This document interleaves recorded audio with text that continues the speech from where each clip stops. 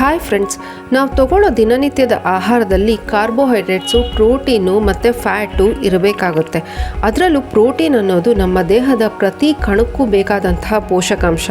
ನಿಮ್ಮ ಹೇರು ಚೆನ್ನಾಗಿ ಬೆಳಿಬೇಕಂದ್ರೆ, ನೇಲ್ಸೂ ಚೆನ್ನಾಗಿರಬೇಕು ಅಂದರೆ, ಚರ್ಮದ ಮೇಲಿರೋ ಸುಕ್ಕು ಕಡಿಮೆ ಆಗಬೇಕು, ನೀವು ಹೆಂಗಾಗಿ ಕಾಣಿಸ್ಬೇಕಂದ್ರೆ, ನಿಮ್ಮ ಹಿಮೋಗ್ಲೋಬಿನ್ ಇಂಪ್ರೂವ್ ಆಗಬೇಕು, ಇಮ್ಯುನಿಟಿ ಬೂಸ್ಟ್ ಆಗಬೇಕು ಅಂದರೆ ಈ ಪ್ರೋಟೀನು ನಿಮಗೆ ಬೇಕಾದಷ್ಟು ಪ್ರಮಾಣದಲ್ಲಿ ದಿನನಿತ್ಯ ಸೇವಿಸಬೇಕು. ಅದರಲ್ಲೂ ವೆಜಿಟೇರಿಯನ್ಸ್ಗೆ ಈ ಪ್ರೋಟೀನು ಅವ್ರಿಗೆ ಬೇಕಾದಷ್ಟು ತಗೊಳ್ಳೋದು ಸ್ವಲ್ಪ ಕಷ್ಟ. ಅಂಥವ್ರಿಗಾಗಿ ನಾನಿವತ್ತು ಈ ಸೂಪರ್ ಫುಡ್ನ ತೋರಿಸ್ತಾ ಇದ್ದೀನಿ. ಇದನ್ನು ಡಯಾಬಿಟಿಸ್ ಇರೋರು ಕೂಡ ಆರಾಮಾಗಿ ತಗೋಬೋದು. ಇದನ್ನು ತಿನ್ನೋದ್ರಿಂದ ಅವರ ಸಕ್ಕರೆ ಪ್ರಮಾಣ ರಕ್ತದಲ್ಲಿ ಬೇಗ ಹೆಚ್ಚಾಗೋದಿಲ್ಲ. ತೂಕ ಕಡಿಮೆ ಮಾಡಬೇಕು ಅನ್ನೋರು ರಾತ್ರಿ ಊಟದ ಬದಲಿಗೆ ಇದನ್ನು ತಗೊಳ್ಳೋದ್ರಿಂದ ತೂಕ ಕೂಡ ಕಡಿಮೆ ಆಗುತ್ತೆ. ಈ ರೆಸಿಪಿನ ಹೇಗೆ ಮಾಡೋದು ಅಂತ ನೋಡೋಣ.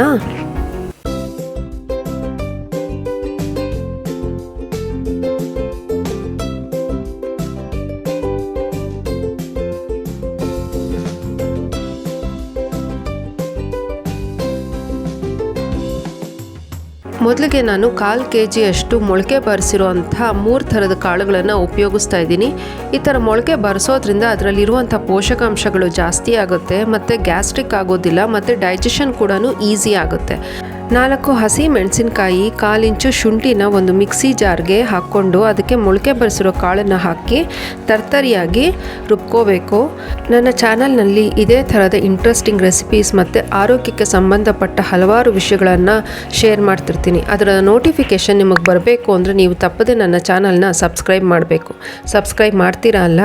ನೋಡಿ, ಈ ಥರ ತರ್ತರಿಯಾಗಿ ಗ್ರೈಂಡ್ ಮಾಡ್ಕೊಂಡ್ಮೇಲೆ ಅದನ್ನು ಒಂದು ಅಗಲವಾದ ಬೌಲ್ಗೆ ಹಾಕ್ಕೊಂಡು ಇದಕ್ಕೆ ನೀವು ಯಾವ ತರಕಾರಿ ಬೇಕಾದ್ರೂ ಹಾಕೋಬೋದು. ನಾನಿವತ್ತು ಸಣ್ಣದಾಗಿ ಹೆಚ್ಕೊಂಡಿರುವಂತಹ ಎಲೆಕೋಸನ್ನು ಹಾಕ್ತಾ ಇದ್ದೀನಿ. ಎಲೆಕೋಸಲ್ಲಿ ಕ್ಯಾಲರೀಸ್ ತುಂಬ ಕಡಿಮೆ ಇರುತ್ತೆ, ವೆಯ್ಟ್ ಲಾಸ್ಗೆ ತುಂಬಾ ಸಹಾಯ ಆಗುತ್ತೆ. ಹಾಗೆಯೇ ನಾನು ಸೊಪ್ಪನ್ನು ಉಪಯೋಗಿಸ್ತಾ ಇದ್ದೀನಿ. ನೀವು ಸೊಪ್ಪನ್ನು ಹೆಚ್ಚು ಉಪಯೋಗಿಸೋದ್ರಿಂದ ಹಿಮೋಗ್ಲೋಬಿನು, ಫೋಲಿಕ್ ಆ್ಯಸಿಡು ಹಾಗೆಯೇ ಫೈಬರ್ ಕೂಡ ಹೆಚ್ಚಾಗುತ್ತೆ. ಇದರಿಂದಾಗಿ ರಕ್ತಹೀನತೆ ಕಡಿಮೆ ಆಗುತ್ತೆ. ಕಾನ್ಸ್ಟಿಪೇಷನ್ ಏನಾದರೂ ಇದ್ದರೆ ಅದು ಕೂಡ ಕಡಿಮೆ ಆಗುತ್ತೆ. ಅರ್ಧ ಕಪ್ನಷ್ಟು ತುರಿದಿರೋ ಕ್ಯಾರೆಟ್ನ ಹಾಕ್ತಾ ಇದ್ದೀನಿ. ಕ್ಯಾರೆಟಲ್ಲಿ ವಿಟಮಿನ್ ಎ ಹೆಚ್ಚಾಗಿರೋದ್ರಿಂದ ನಿಮ್ಮ ಸ್ಕಿನ್ನು ಚೆನ್ನಾಗಿ ಹೊಳೆಯೋ ಥರ ಮಾಡುತ್ತೆ, ಸುಕ್ಕುಗಟ್ಟೋದನ್ನು ಕೂಡ ಕಡಿಮೆ ಮಾಡುತ್ತೆ. ಹಾಗೆಯೇ ಕಣ್ಣಿಗೆ ತುಂಬಾ ಒಳ್ಳೆಯದು.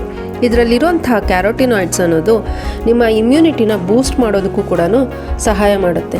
ಈಗ ಎಲ್ಲನೂ ನಾವು ಚೆನ್ನಾಗಿ ಮಿಕ್ಸ್ ಮಾಡ್ಕೋಬೇಕು. ಇದಕ್ಕೆ ನೀರು ಹಾಕೋದು ಬೇಕಾಗಿಲ್ಲ, ತರಕಾರಿಯಲ್ಲಿರುವಂಥ ನೀರೇ ಸಾಕಾಗುತ್ತೆ. ಇದಕ್ಕೆ ನೀವು ಯಾವುದೇ ತರಕಾರಿ ಅಥವಾ ಸೊಪ್ಪನ್ನ ಸಣ್ಣಕ್ಕೆ ಹೆಚ್ಚಿ ಉಪಯೋಗಿಸ್ಕೋಬಹುದು. ಇದರಿಂದಾಗಿ ರುಚಿ ಹೆಚ್ಚಾಗುತ್ತೆ. ಸೊ ಈ ಥರ ಎಲ್ಲ ಮಿಕ್ಸ್ ಮಾಡ್ಕೊಂಡ್ಮೇಲೆ ಇದಕ್ಕೆ ಒಂದು ಅರ್ಧ ಸ್ಪೂನಷ್ಟು ಗರಂ ಮಸಾಲನ ಹಾಕ್ತಾ ಇದ್ದೀನಿ. ಮತ್ತು ರುಚಿಗೆ ಬೇಕಾದಷ್ಟು ಉಪ್ಪನ್ನ ಹಾಕ್ತಾ ಇದ್ದೀನಿ. ಅರ್ಧ ಸ್ಪೂನಷ್ಟು ಪುಡಿ ಉಪ್ಪನ್ನ ಹಾಕ್ತಾ ಇದ್ದೀನಿ. ಉಪ್ಪನ್ನ ನೋಡ್ಕೊಂಡು ಹಾಕಿ, ಆದಷ್ಟು ಉಪ್ಪನ್ನ ಸ್ವಲ್ಪ ಕಡಿಮೆ ಹಾಕ್ಕೊಂಡ್ರೇ ಒಳ್ಳೆಯದು. ಒಂದು 1/4 ಸ್ಪೂನಷ್ಟು ಜೀರಿಗೆನ ಹಾಕ್ಕೋತಾ ಇದ್ದೀನಿ. ಈಗ ಮತ್ತೆ ಎಲ್ಲನೂ ಚೆನ್ನಾಗಿ ಮಿಕ್ಸ್ ಮಾಡ್ಕೊಳ್ಳೋಣ. ಒಂದೊಂದ್ಸತಿ ಈ ತರಕಾರಿ ಮತ್ತು ಸೊಪ್ಪಿಂದ ಈ ಮಿಶ್ರಣ ಸ್ವಲ್ಪ ತೆಳು ಅನ್ನಿಸ್ಬೋದು, ಯಾಕೆಂದರೆ ಅವು ನೀರು ಬಿಟ್ಕೊಳ್ಳುತ್ತೆ.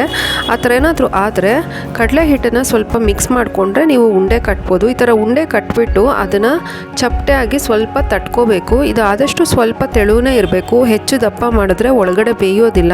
ಈಗ ಒಂದು ಪ್ಯಾನ್ನ ಬಿಸಿ ಮಾಡಿ ಅದಕ್ಕೆ ಸ್ವಲ್ಪ ಎಣ್ಣೆನ ಹಾಕಿ ಈ ಥರ ಸುತ್ತಲೂ ಸ್ಪ್ರೆಡ್ ಮಾಡಿ ನಾವು ಮಾಡಿಟ್ಕೊಂಡಿರೋದು ಒಂದು 4-5 ಒಂದು ಸತಿಗೆ ನಾವು ಫ್ರೈ ಮಾಡ್ಕೋಬಹುದು.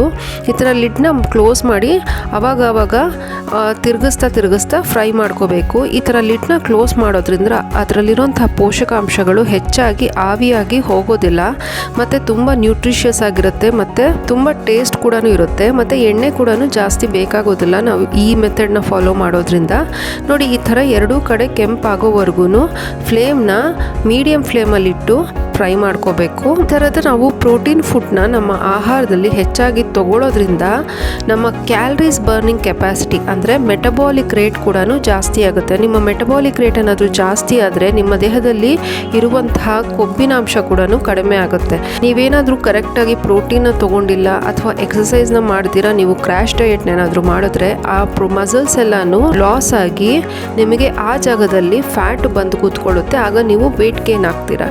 ಸೊ ಆದಷ್ಟು ನೀವು ತಗೊಳ್ಳೋ ಆಹಾರದಲ್ಲಿ ಕಾರ್ಬೋಹೈಡ್ರೇಟ್ನ ಸ್ವಲ್ಪ ಕಡಿಮೆ ಮಾಡಿ ಹೆಚ್ಚಾಗಿ ಪ್ರೋಟೀನ್ನ ಆ ಜಾಗದಲ್ಲಿ ರೀಪ್ಲೇಸ್ ಮಾಡೋದ್ರಿಂದ ನಿಮ್ಮ ವೇಟ್ ಕೂಡ ಲಾಸ್ ಆಗುತ್ತೆ. ಮೊಳಕೆ ಬರೆಸಿರೋ ಕಾಳನ್ನು ವಾರದಲ್ಲಿ ಅಟ್ಲೀಸ್ಟ್ 2-3 ಸತಿ ಉಪಯೋಗಿಸೋದ್ರಿಂದ ನಿಮಗೆ ಹೆಚ್ಚು ಪೋಷಕಾಂಶಗಳು, ಮಿನರಲ್ಸು, ವಿಟಮಿನ್ಸು ಸಿಗುತ್ತೆ. ಆದರೆ ಬರೀ ಸಾರು ಪಲ್ಯ ಇದನ್ನೇ ಮಾಡ್ತಾ ಇದ್ರೆ ತಿನ್ನೋದಕ್ಕೆ ಬೇಜಾರಾಗುತ್ತೆ. ಅದ್ರ ಬದಲಿಗೆ ಈ ಸಲ ಈ ಥರ ಒಂದನ್ನು ಟ್ರೈ ಮಾಡಿ. ಚಿಕ್ಕವರಿಂದ ಹಿಡಿದು ದೊಡ್ಡವ್ರವರೆಗೂ ಪ್ರತಿಯೊಬ್ಬರಿಗೂ ಖಂಡಿತ ಇದು ಇಷ್ಟ ಆಗುತ್ತೆ. ಮತ್ತು ಇದರಲ್ಲಿ ಎಣ್ಣೆ ಕಡಿಮೆ ಇರೋದ್ರಿಂದ ಎಲ್ಲರೂ ಆರಾಮಾಗಿ ತಗೋಬಹುದು.